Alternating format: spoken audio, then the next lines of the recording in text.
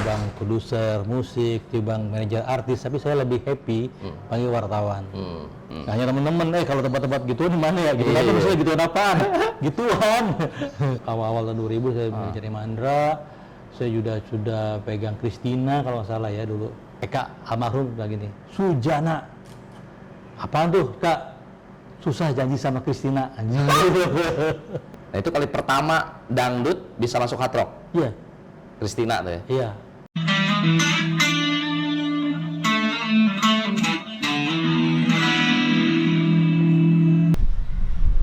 Assalamualaikum warahmatullahi wabarakatuh. What's up, my man? Insya Allah lo kalian semuanya sehat semua.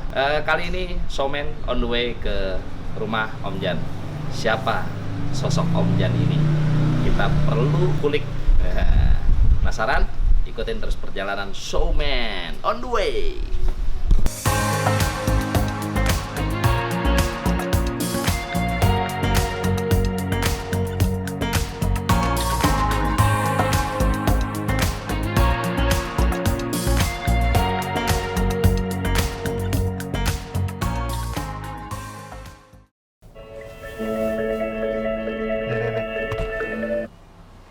Assalamualaikum Om Jan.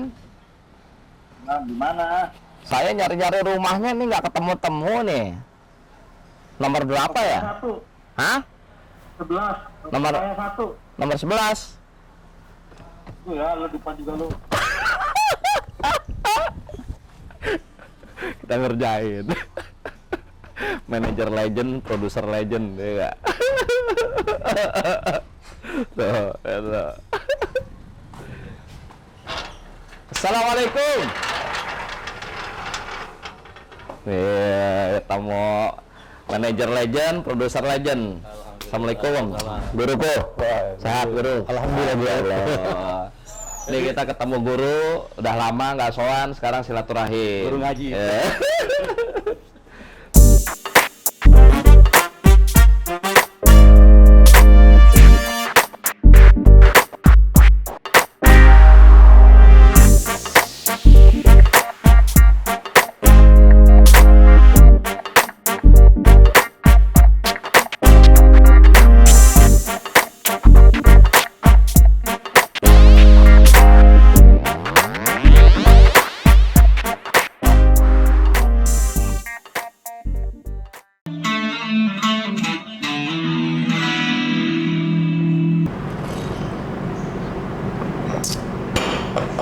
Om Jan. Assalamualaikum Om. Salam. Om Jan. Apa kabar Om? Alhamdulillah baik. Sosok Sekarang Om nyampe Jan. sini nih. Iya. Iya kan. Ini- Kalau nggak dipaksa ini lu orang sini ya. Benar. Tapi ada hikmahnya ya. Kenapa, Dari gimana? kerjaan kemudian jadi silaturahim. Iya. Ya. Betul. Tapi memang akhirnya Om Jan juga tadi di belakang sudah menyampaikan bahwa ini itu jadi ajang silaturahim. Jangan mikir ekonominya dulu. Iya Nanti betul, terus aja. betul. Ya kan banyak banget orang bikin konten tuh ngejarnya subscriber, terus duit deh. Nah. Iya, terus stres yang ada. Benar. Menarik Om. Rumahnya adem banget. Gebyok Jawa. Jawa Om. Ya Jogja. Jogja ya. Kalau tanya om sekarang ngapain ya gitulah, ngurusin rumah, nanam pohon. Alhamdulillah. Begitu ya. Om Jan nih sosok yang bagi gua cukup banyak pengaruhnya. Yang pertama, Om Masa? Jan sebagai Pengaruh apa nih? guru, Oh. ya, Guru ngaji. ngajiin bagaimana caranya hiburan di industri Indonesia ini jadi lebih oke. berwarna, ya. Oke. Yang kedua, Om Jan jadi sosok buat gua sebagai leader, pemimpin. Bagaimana kita menyikapi, ngebentuk atau memutuskan segala sesuatu hal di lapangan pada saat artis yang kita bawa ini Betul. jadi lebih baik. Yang ketiga, sosok Om Jan adalah sebagai inspirasi untuk jadi orang besar. Lu masuk kecil sih. Udah nyusut lagi sekarang. Terus lagi, Ya. lagi itu gede. Iya. Karena Om Jan ini bukan apa ya, bukan sosok yang biasa. Om Jan ini buat gua sangat sungguh luar biasa. Om Jan ini bos gua, gitu loh, Bos lah. pertama kali Bos, di bos. Positive Art, artis manajemen. Gokil. Om Jan, Ya. Om Jan Nggak kesibukannya usah apa serius, sekarang? nggak usah serius, Ji. Santai-santai. Santai. Om Jan kesibukannya apa sekarang? Santai bilang ya. Gagal dong. Harus nunjukin serius. Showman. Oh iya, showman. So, Ya, kesibukannya selain masih ngurus-ngurus teman-teman artis, sekarang karena kita sudah juga zaman pandemi gini kan banyak di rumah ya, jadi yang ngurusin tanaman, ya, hunting jadi teman-teman, jadi tamanan, teman lagi, taman-taman yang bunga-bunga yang ini nih, kan ada yang langka tuh, ada janda bolong lah, janda apa gitu cari. Oh gitu sampai Sampai ngisi hunting. waktunya dengan kita. Iya, ini ada dari Gunung Salak carinya. Oh bukannya nyonya yang bikin? Bukan, saya lebih suka kayak nyonya. Terus di berapinya, memang seneng dari dulu. Jadi apa ya? Memang itu seni, bagian dari seni. Bahwa kita tuh kan hidup dia di dunia seni. Ya mungkin ini turunannya gitu ya, dia suka main tanaman. Ya, memang kerjaan cewek, tapi itulah kalau kita sudah seni itu kan ibarat seni itu hati ya. Happy ya, hati seneng gitu-gitu. Cuman kan kalau dia nggak bisa ngomong, kalau hati bisa ngomong. Iya. Sekali disakitin. Sakit. Kayak lu deh. Iya. Oke. Om Apa lagi? Ya. Kalau Om itu memang awalnya, ini kan siapa sih yang nggak tahu tentang Om Jan begitu. Artinya sudah sekian banyak artis yang dikenal gitu kan. Ya, sudah banyak artis yang terkenal dari tangan dinginnya Om Jan. Ya. Terus kemudian memang Om tuh sebelumnya profesi atau passionnya di dunia keartisan atau entertain ini sebelumnya apa Om? Ya seperti teman-teman tahu aja, gue tahu bahwa saya itu kan basic saya kan memang jurnalis. Saya dulu jurnalis, sampai sekarang juga saya lebih senang dipanggil jurnalis. Gitu. Iya. Timbang produser musik, timbang manajer artis, tapi saya lebih happy panggil wartawan. Wartawan ya, bukan karena bangga atau ya profesi itu buat saya adalah profesi yang sangat menolong saya dalam hidup saya gitu. Jadi Om Jan itu lebih apa ya? Kalau wartawan itu kan kita tidak profesi yang buat kita gitu, bukan profesi yang buat menguntungkan perusahaan. Jadi wartawan itu tetap sebagai sekarang, walaupun perusahaannya udah nggak ada, profesi wartawan masih ada, jurnalis masih ada gitu. Makanya saya bikin kayak konten-konten yang berhubungan dengan jurnalis. Kayak gitu juga jurnalis ini. Ini pekerjaan jurnalis, ya kan, nanya-nanya orang, terus dimuat itu jurnalis. Iya. Nah, Haji kan baru mulai, kalau saya dari dulu udah mulai, gitu. Nah, biasanya diwawancara wartawan tuh suka kayak gitu, suka grogi, gitu kan. Sekarang wartawan kita tuh biasanya wawancara, sekarang diwawancarain. Karena banyak banget wartawan yang nggak bisa diwawancarain, ada banyak. Coba aja wajah-wajah Iya, masih iya, udah grogi dia. Iya. Kenapa? Ini sering ngerjain wartawan, ngerjain narasumber gitu. Atau gue kerjain lagi masih sebagai gitu lah, bahasanya gitu-gitu. Itu ya, sekarang saya masih dulu wartawan. Terus tahun 2005 2006 saya sudah berpikir bahwa saya harus keluar deh, bukan jadi wartawan ya, keluar dari pekerjaan ini, pekerjaan jurnalistik, bukan wartawannya. Saya harus keluar deh, saya harus menata lagi ekonomi saya gitu, karena jadi wartawan ini semata-mata memang saya pengabdian, memang hobi juga. Kalau mencari sesuatu untuk yang lebih kaya lagi, bukan kaya lagi, untuk uang lebih banyak lagi, kayaknya kita harus cari pekerjaan lain, gitu. Karena banyak banget kalau misalnya kita mengadakan wartawan, ya gaji kita segini tetap, udah ditaker kan. Kalau lo mau ada tambah lagi, jangan sampai mengorbankan idealisme wartawan. Nah itu teman-teman kan banyak sekali yang dia akhirnya pengen lebih dari gaji itu, akhirnya dia mengorbankan idealisme jadi wartawan dan bahasa ininya melacur ya. Saya nggak mau itu, akhirnya udah saya mungkin stop dulu deh gitu untuk bekerja di jurnalistik. Kalau wartawannya masih gitu loh. Jiwanya tetap masih jiwa iya. wartawan. Udah saya coba deh pelan-pelan. Jadi tahun 2005, 2006 saya bilang sama bos saya waktu itu, Pak, saya boleh nggak keluar dari? Oh jangan, nggak boleh. Tetap harus ini. Waduh. Tapi saya boleh nggak bikin manajemen artis? Oh boleh, tapi harus di bawah naungan sini. Oh yaudah Pak. Alhamdulillah kalau itu diizinin. Jadi saya bekerja saya selain jadi wartawan juga ngerjain manajemen artis, namanya Positif Art. Ketemulah gitu dengan Budi Rahman Hakim. Sekarang udah jadi kiai, namanya BRH. Kalau panggilnya BRH, ya kan. Ngobrol-ngobrol sama beliau, akhirnya udah Jana bikin aja, karena waktu dia tuh memang percayaannya Pak Margiono tuh bos ya. Ya udah bikin aja Om, yuk kita bikin. Nah saya sama Pak sama BRH waktu bikin. Saya Pak BRH, dari teman-teman saya itu ada Eka almarhum dan ada beberapa teman-teman lah yang akhirnya yuk kita bikin, yuk udah bikin. Ya karena perusahaan sifatnya memang waktu itu pengen buru-buru untung.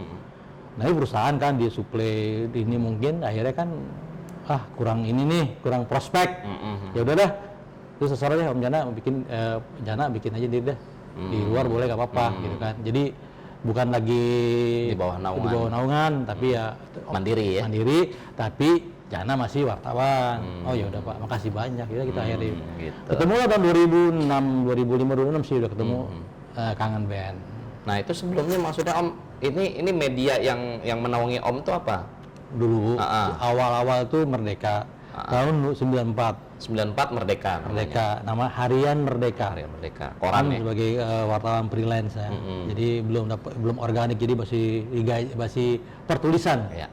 Sampai 2004 sampai 2099. 1999. Nah, setelah bergabung dengan Jawa Pos, jadinya Rakyat Merdeka. Nah, itulah akhirnya jadi pisah dengan Merdeka, dia bikin Rakyat Merdeka. Nah, karena sudah di Rakyat Merdeka, di grup Jawa Pos, udah mulai organik tuh, gajiannya karyawan, ya kan? Udah, jadi dikasih tanggung jawab halaman, suruh ngelola namanya koran hiburan, namanya tuh Bibir Mer. Om bikin diri yang Bibir Mer. Apa tuh Bibir Mer? Bisik-bisik Rakyat Merdeka. Ya. Alhamdulillah dikasih 4 halaman dan berhasil. Nah itu ngomong-ngomong yang kasih nama Om Jan, Bibir Mer. Iya, Bibir Mer. Dan itu memang yang udah kesekian kali untuk Om bikin baru istilah itu, atau kali itu baru belajar bikin nama gitu, baru gitu. Belajar. Baru gitu. Nah biasanya nih, ini yang sedikit menarik nih. Biasanya Om kalau membuat istilah atau nama itu apa sih yang dilihat Om awalnya gitu loh, sehingga bisa jadi sesuatu, oh namanya ini kayak gitu. Enggak, biasanya kan dari induknya dulu. Induknya misalnya ini kayak Rakyat Merdeka mau bikin hiburan kan, atau mau bikin rubrik hiburan. Kan Rakyat Merdeka itu politik kan. Apa ya yang kira-kira berhubungan dengan nama hiburan? Oh, bibir, wah bibir doang mah terlalu vulgar gitu kan. Ya kan? Mernya itu ada yang bilang itu bibir Meriam Belina.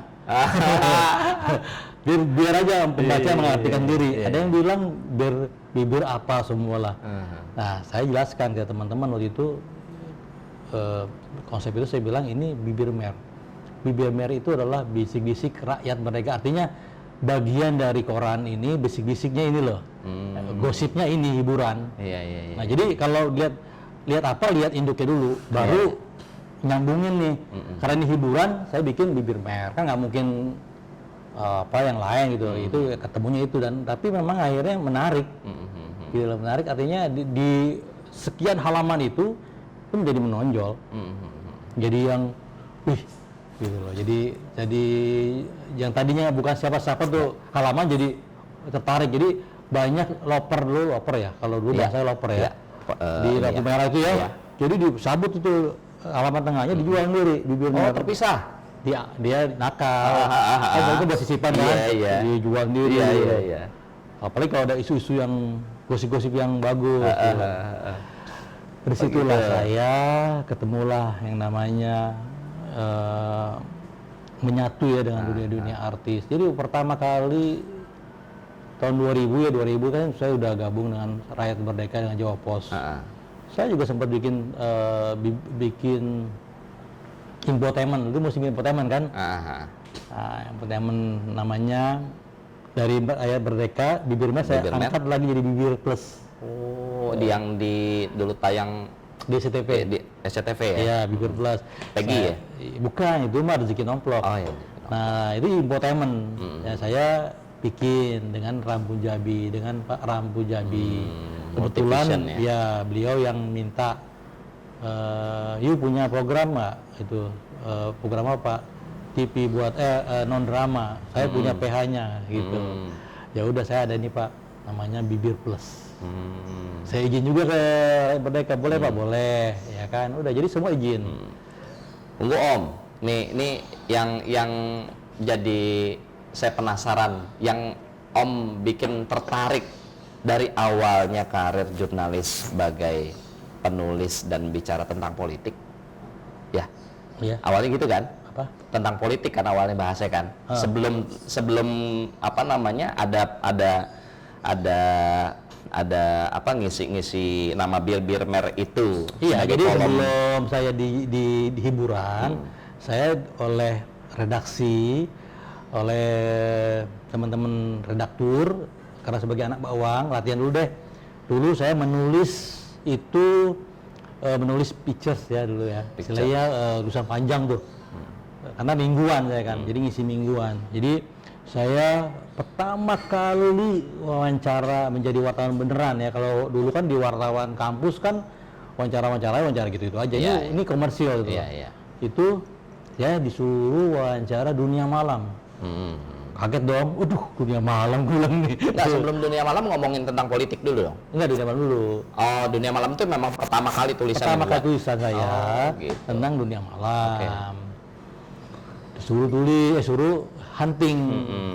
Hunting itu cuman ya udah disuruh hunting ya, modal gua sendiri, maksudnya pokoknya gua nggak mau tahu lu bikin tulisan yang bagus, gua nggak modalin lu, yang penting lu bawa berita bagus. Bingung dong. Wah, gua bilang ini kan harus ketemu orang aja, harus minimal sejak makan, ya kan? Udahlah, cari. Dulu nggak ada googling, nggak ada Google, ya kan?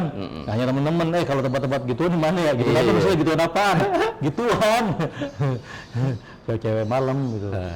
Kupu-kupu malam, ya bahasa bapak doang kupu-kupu malam. Terus coba deh cari di Blora. Blora mana ya? Gue bilang itu di Blora yang dekat sebelum HI katanya, di bawah itu ada kolong jembatan dekat kereta api gitu ya. Oh situ ya, udah tuh siang, jadi sorenya gue udah hunting. Hunting. Ini ceritain dulu ya, Pak. Hunting gitu kan. Ketemulah, saya nggak sebut namanya waktu itu, saya udah lupa. Ada satu perempuan, ya buat saya sih memang cukup menarik gitu kan untuk bisa diwawancarain, karena dia paling agresif kan. Saya datang dia paling lihat duluan saya gitu loh, gitu kan. Walaupun saya kumel, ya kan Om tuh kumel lah, bukan namanya wartawan, nggak modal, baju gua kumel tapi dia perhatian. Oh berarti ini yang respon kan. Ya udah dikasih sama dia tuh. Saya nggak tahu, dikasih dompet sama dia kan, ini maksudnya kan suruh diisi kali ya, saya pegang aja itu. Ya udah diajak sama dia, saya mau ketemu. Saking dia ketemu tuh mau booking. Ya udah gitu. Ya udah dia calling siapa nggak tahu, tiba-tiba tuh di room itu gitu. Ya udah, dia masuk aja. Ya udah di situ dia duduk terus ya gimana, Mas? Ya saya mau nanya apaan gitu, dia bilang gitu. Mau wawancara apaan? Nggak boleh sini wawancara. Gitu kan, kebetulan emang kita juga nggak bawa kamera kan, jadi mau ngapain? Ayo terus terang, kita mau wawancara tentang tentang kehidupan malam. Udah dulu nggak izin gue? Enggak gitu. Wah dia bilang, ya udah deh cepet deh, nggak lama ya gitu kan. Udah wawancara tuh, nggak sampai 10 menit kita. Dia diusir kan, karena kan dianggap gue nggak bayar. Akhirnya dia nggak marah deh, tapi yang marah itu yang maminya marah. Akhirnya si cewek itu nggak nyetor ke dia, itu gue mau digebukin. digebukin.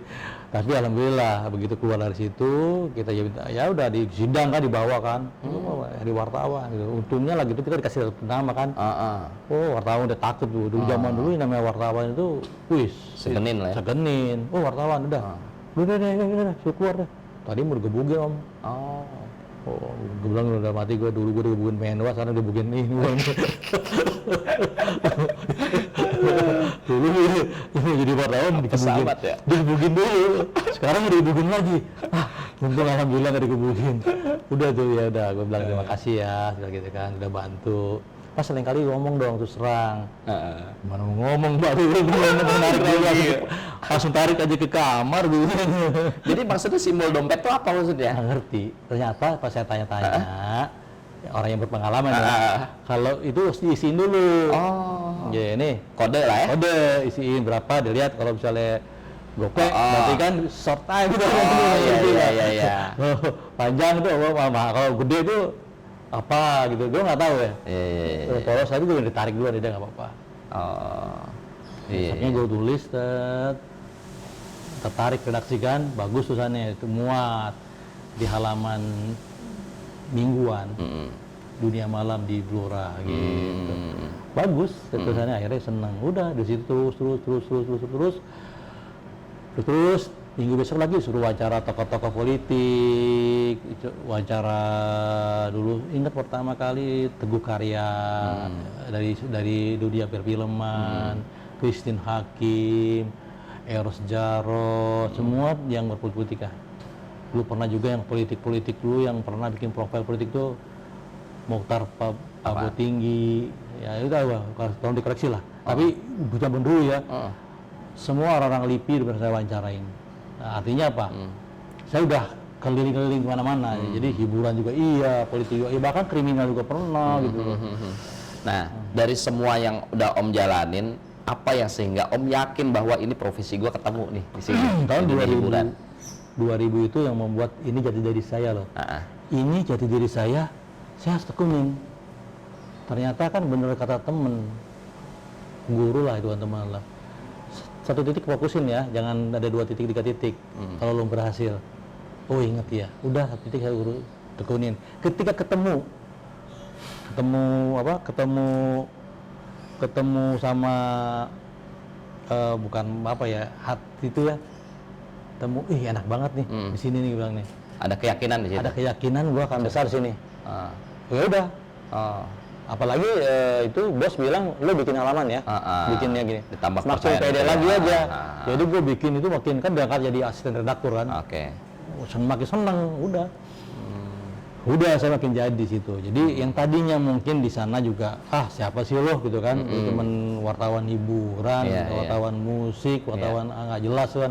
Sini dunia wartawan politik gitu kan. Itu lama-lama sejajar dengan dia, ya kan, artinya duduk bareng-bareng di meja redaksi. Kalau dulu kan gue ngeliatin dia lagi meeting gitu kan. Nah kayak gitu-gitu mas saya. Jadi tapi itu juga penuh juga dengan perjuangan dia. Jadi nggak langsung tiba-tiba ujung jadi redaktur asisten redaktur. Sempet kok berita Om dibuang sama wartawan, sama senior. Padahal teman-teman satu wawancara kita, satu lapangan dia akan jadi wartawan redaktur, gue jadi anak buahnya, dia malah semana-mana pernah gitu. Jadi tapi bukan dendam sih enggak, gue belajar, ternyata tulisan gue jelek ya gitu loh, gue bikin lagi deh yang bagus gitu. Tapi dengan caranya ya mungkin cara penyampaiannya beda. Ya maksudnya gue harus bisa kayak lu gitu, tapi caranya beda. Tapi akhirnya kita ngomong, oh iya emang cara gue gitu, Jana, supaya lu tuh bisa bener gitu loh. Artinya untuk meraih ke situ tuh butuh waktu, butuh pengorbanan gitu loh. Walaupun kita udah nggak bisa, tapi tetap aja harus menembus ini dulu. Itu proses. Makanya kan saya pikir kalau kita belum apa-apa sudah capek dengan proses ya terus protes mulu ya nggak jadi. Saya ikutin prosesnya. Saya ikutin tempaannya, sedihnya dapat kebiasaan, saya ikutin. Karena saya bilang saya harus tekunin ini. Wartawan ini harus tekunin, dan saya mendapat rubrik yang buat saya harus tekunin juga. Apa? Ya di hiburan. Apalagi saya bilang Ya di sinilah tepatnya, betul. Begitu tahun 2000 saya menekuni dunia hiburan, tiba-tiba saya tawaran bikin infotainment dan alhamdulillah kan sama bos juga diizinin juga untuk bikin Bibir Plus. Jadi dari Bibir Mer, Bibir Plus itu tayangannya. Ide Om juga tuh Bibir Plus Iya, juga. itu pun juga. Cuman terpisah bukan di media Infotainment, pos, ya. tapi di Infotainment. Multivision itu tadi. Tapi tunggu, tahun 2000 itu banyak banget ininya apa perjalanan hidup saya. Jadi tahun 2000 itu saya sudah jadi manajer Mandra kalau nggak salah deh. Tahun 2000. Iya. Oh. Awal-awal tahun 2000 saya manajer Mandra. Saya sudah pegang Christina kalau nggak salah ya dulu. Itu maksudnya status manajer yang memang Seperti sekarang? Bukan, personal manager. Lebih apa? Ya sama, sebenarnya fungsi sama kayak sekarang, cuman saya lebih ke ya manajer. Manajer itu apa sih? Manajer itu bukan manajer yang memanage mereka Iya. dari segala pekerjaannya. Iya. Cuman lebih ke branding ya. Oke. Bahasanya branding. Kalau teknisnya nggak pegang. Oke. Branding ya. Saya ada branding dulu, Mandra, terus Christina bisa pegang.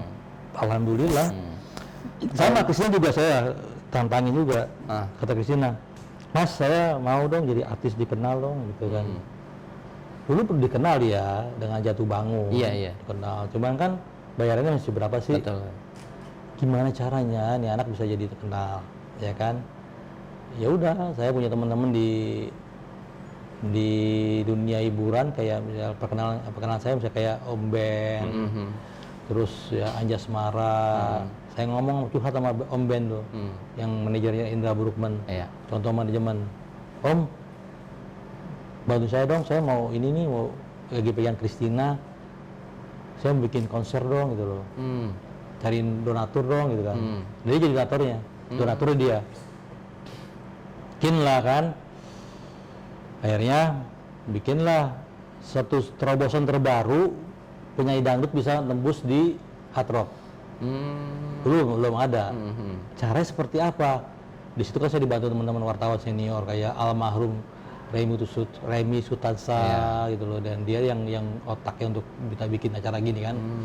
Sama banyaklah teman-teman didukung oleh teman-teman senior itu kan untuk bikin acara show Christina Dangdut yang bukan siapa-siapa, baru Jatuh Bangun doang.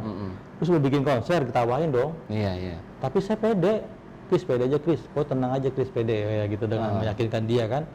Cara gimana Mas? Udah dia tenang aja, penting udah. Waktu itu saya jadi manajer dia. Kalau bahasa Christina tuh manajer pers katanya. Iya. Pers. Ya. Jadi kalau ada wartawan, udah jalan maju. Urusannya. Iya, jalan maju. Bahkan dulu almarhum Eka. Nah. Ini sempat intermezzo dulu ya. Iya. Eka almarhum lagi nih. Sujana. Apaan tuh, Kak? Susah janji sama Christina. Tapi emang bener tuh, itu keren tuh si Kang Eka tuh almarhum. Iya. Jadi kita memang kelompok-kelompok yang sering ketemu orang-orang itu jadi nular-nular semua. Iya.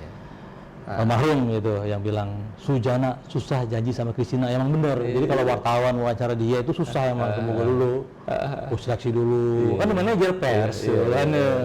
Padahal bahasanya pers, saya manajer branding, ya kan. Tapi nggak apa-apa. Belajar dari situ. Akhirnya sudah saya bikin di hard rock. Nah itu kali pertama dangdut bisa masuk hard rock. Iya. Christina tuh ya. Iya. Dan Christina sendiri pesimis. Sebenarnya optimis dong dia gitu kan. Apa yang menjadi daya tarik hard rock kemudian menerima Christina masuk di hard rock? Ini kan, itu pertanyaan yang bagus. Kayak ini ya serius banget. Diulang lagi ya, yang bagus. Maaf ini nggak serius loh. Itu yang bagus. Jadi jangankan Christina yang waktu itu belum dikenal, yang sudah terkenal pun karena dangdut nggak bisa masuk hard rock dong. Saya ditolak juga ini. Kecuali hard rock dude gitu kan. Nah, ini nggak bisa. Gimana caranya bisa masuk? Akhirnya kita diskusi dengan teman-teman, ya udah. Yang bisa masuk, yang bisa menetralkan tempat ini adalah pengamat musik. Waktu itu almarhum namanya Hari Rusli.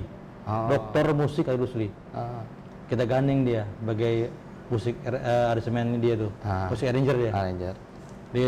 Dia langsung juga gimana caranya saya daya tarik supaya Christina itu menjadi suatu yang mewah.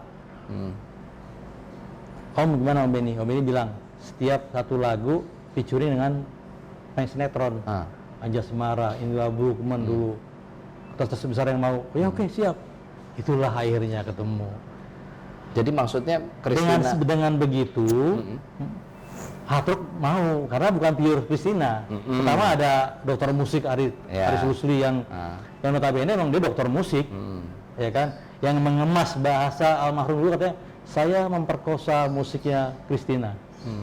Artinya dangdut dibikin aneh di situ gitu loh. Gitu. Oke. Ya kan? Iya. Nah situ akhirnya terima hard rock. Oh ya oke kalau gini gue mau deh. Tuan tamunya ada Indra Bruggman, ada Anjasmara waktu itu kan memang lagi ketemu-temunya. Siapa lagi di bawah di itu ada Dokter Ari Rusli. Wah udah akhirnya terima kemasan itu. Kita tugasnya undang wartawan, undang wartawan semua. Besoknya keluar di Padangdut, sang di Padangdut tembus hard rock kan itu. Christina tembus hard rock itu jadi bagian dari branding yang mewah. Oke. Jadilah namanya Christina Dangdut, Diva Dangdut. Oh, Diva Dangdut itu Om juga yang ngasih? Iya. Diva Dangdut. Mudah-mudahan bisa ngakuin ya. Iya, pernah. Kalau saya pas ketemu beliau pernah ngomong dia. Om Jan. Di baliknya Om Jan. Oh, di baliknya Om Jan. Iya, ketika namanya diusung dengan status divanya itu Om Jan yang ngasih, diakuin lah sama Christina. Yang ngasih teman-teman wartawan, tapi yang ide dari kita. Karena kalau cuma kita pegang doang waktu itu nggak ada sesuatu. Iya nggak bakal naik gitu loh. Iya, artinya justru sebenarnya kalau konteks diva ini sebenarnya kan sesuatu yang istimewa Om, menurut saya gitu kan. Nah ketika Christina yang diusung sebagai diva dangdut, apakah nggak ada kecemburuan dari artis yang lain? Ada, itu kalau bahasa dulu netizen ya, dibully.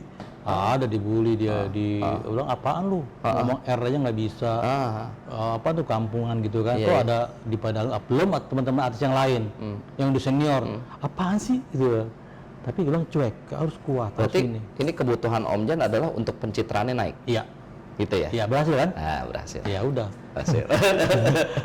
Berhasil kan? Berhasil. Udah, akhirnya kita tenang aja Chris, pokoknya lu kita jagain semua gini. Media ada pegang, sudah mengkondisikan bahwa lu tuh Diva Dangdut. Bener mas, iya beneran, bikin terus kondisiin semua turun tuh, namanya koran headline semua Diva Dangdut.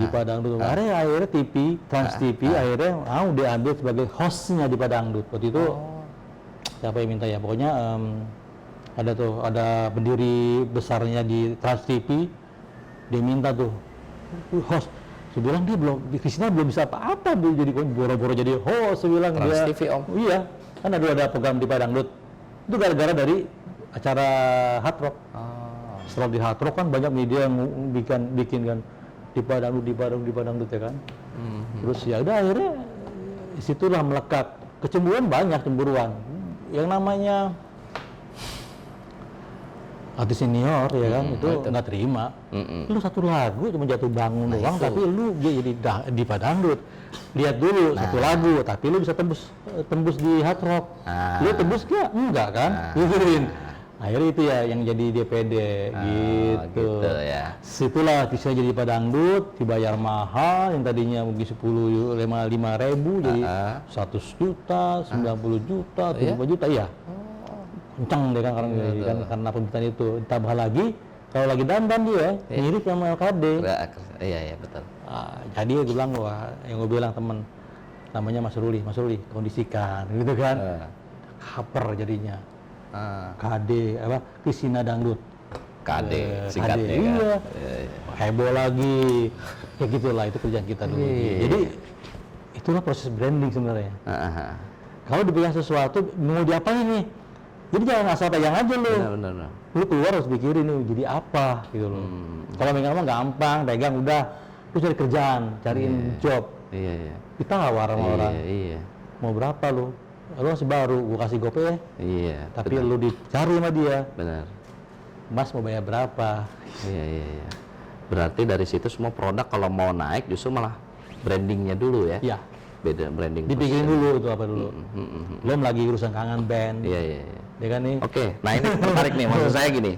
sekarang Om Jan sudah pernah pegang penyanyi Christina tadi kan di tahun 2000 ya Om ya? 2000-an lah ya. 2000-an ya. Terus kemudian kan ada fasenya di tahun 2006 dengan Kangen Band. 2005 sebenarnya. 2005 ya. 2000 masih lama juga tuh. 2006 lah ya. Ya 2006. Nah, itu maksudnya Om sudah punya apa namanya ketertarikan untuk pegang musik, apa namanya artis musik atau bagaimana tuh Om sehingga maksudnya kok ketemu Kangen Band gitu loh. Awal ceritanya gimana ya tuh? Christina juga kan gue juga bukan orang musik gitu loh. Bahkan wartawan musik juga bingung. Jana almarhum gitu, almarhum. Lu itu kan bukan wartawan musik, tapi lu kok ngerti gitu? Nggak tahu, gue juga nggak tahu. Karena ini intuisi gue aja. Iya, jadi gue bilang gue zaman karena setiap hari kan gue bisa lihat. Oh ini penyanyi, ini pemain sinetron. Iya. Jadi gue nggak khusus gue bilang gue wartawan musik, tapi gue lebih happy dipanggil wartawan hiburan. Karena semua gue cangkup semua. Iya. Budaya juga masuk gue bilang gitu. Jadi kalau lu kan emang musik aja, jadi kan tuh begitu aja gue bilang gitu kan.